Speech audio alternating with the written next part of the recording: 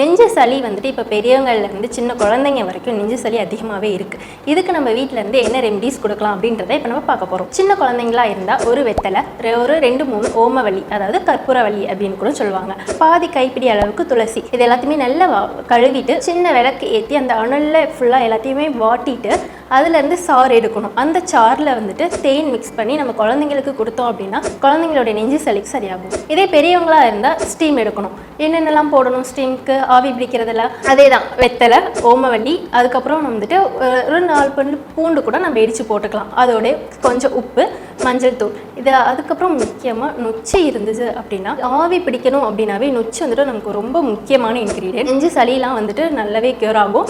தேங்காய் நார் இருக்குது பார்த்தீங்களா, அந்த நார்லையுமே வந்துட்டு நம்ம நெருப்பில் சுட்டு அந்த புகையை நம்ம மோந்தோம் அப்படின்னாமே வந்துட்டு இருமல் மூலியமாக நம்ம சளி வந்துட்டு எல்லாமே வெளியே வரும். சரண்ஸ் ஹாஸ்பிட்டல்ஸ்